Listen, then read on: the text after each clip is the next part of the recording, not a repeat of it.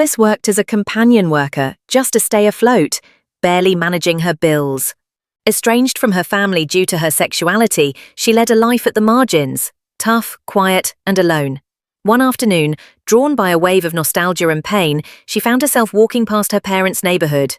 She didn't knock, just stood across the street, hidden in plain sight. At work later that day, a woman approached her, prim, stern, and overtly Christian. "You're living in sin," she told Alice with a cold smile. "There's still time to be saved." Annoyed, Alice told her to back off, but the woman persisted, even scaring off a potential client. Enraged, Alice lost control and shoved her. That one moment changed everything. When she returned home, her belongings were on the pavement. Her landlord had evicted her. With nowhere else to go, she returned to her childhood home and curled up on the porch. The next morning, her mother opened the door. No questions, just a soft, "Come in." Over breakfast, her mother asked gently if Alice had found a man to marry. Alice lied, saying she might soon. The illusion pleased her mother, and she was allowed to stay.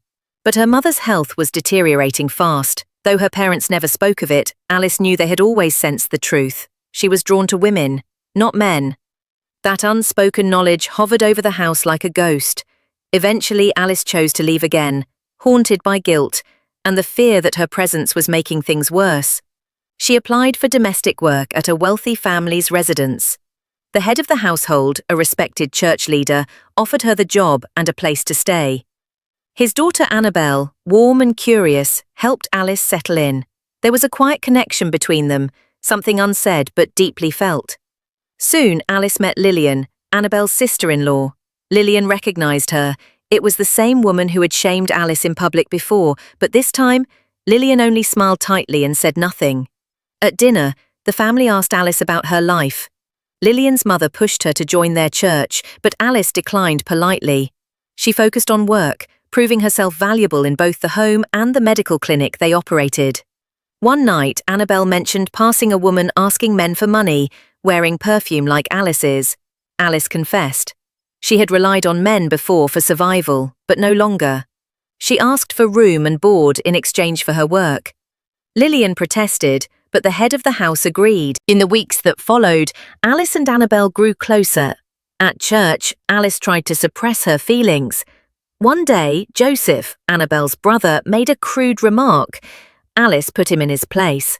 Later, Annabelle revealed that Joseph and Lillian's marriage was cold, platonic by Lillian's choice. It made Alice wonder. One afternoon, Alice followed Lillian to a secret church ritual. She watched as Lillian forced people to publicly confess sins for absolution. When Lillian confronted Alice about her feelings for Annabelle, Alice left, disgusted.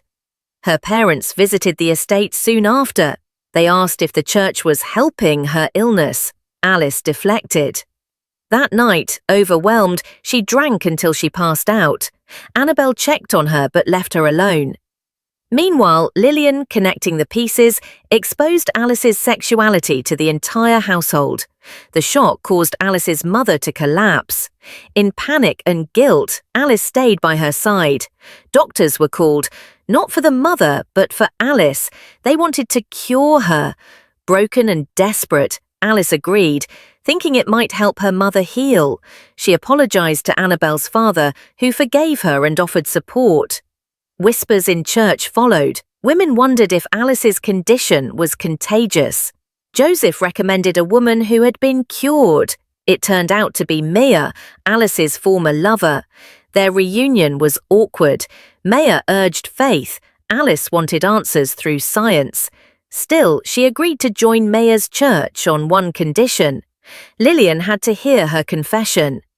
During the ritual, Lillian berated her. Alice gave in. The community embraced her afterward. Trying to move on, Alice invited Jacob, a kind man helping her parents, to dinner. Mia watched, satisfied.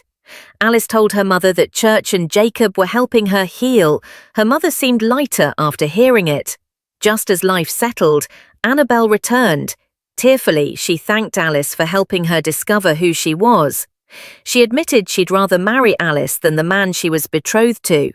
Alice, cautious, told her to reconsider. Annabelle left her address anyway. Conflicted, Alice asked Mia if marrying Jacob would erase her feelings for women. Mia quietly said no. She herself had married a man, but it was all for stability. That night, Alice visited Annabelle. They kissed, and Annabelle proposed they run away. But Alice hesitated. Her mother still needed her. The next day, Lillian stormed in, demanding to know where Annabelle had gone. Alice kept her secret. Lillian begged for help, and Alice agreed, but only if Lillian admitted her own sins. Cornered, Lillian confessed. She too had loved Annabelle, had shamed Alice to protect herself. Alice saw clearly then, running would not heal the past, it would only leave more wounds behind. So she stayed, not for herself, but for the love